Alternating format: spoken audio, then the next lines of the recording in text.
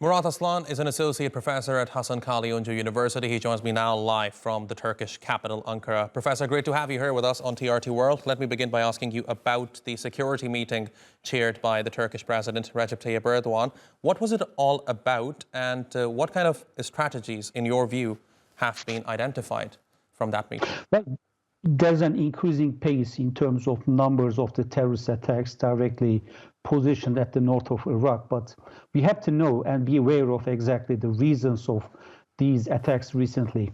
Well, there may be many, like the elections approaching on March 31st, local elections, because in each time there happens an election at the local level, PKK increases the number of attacks. And the second thing people believe in, Gaza war is an input because there's a general perception here in Turkey that Israel may provoke PKK to start attacks just to balance the Turkish attitude towards Hamas.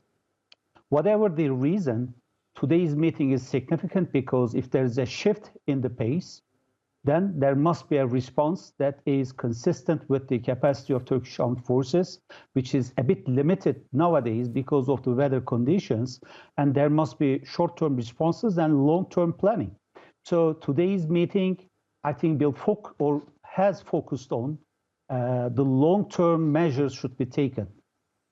So do you think it could possibly result in a new comprehensive anti-terrorism campaign being launched by Türkiye?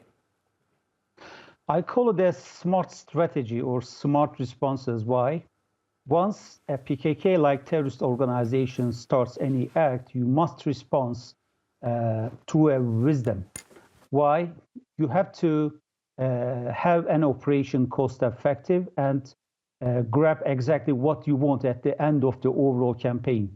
So my assessment is that today's meeting is just to review what sort of vision, what sort of change in the vision must be amended.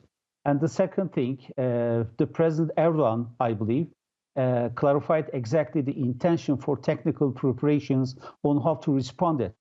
And then expect a strategy-making process based on intelligence and effect-based operations, as MIT and Turkish armed forces did.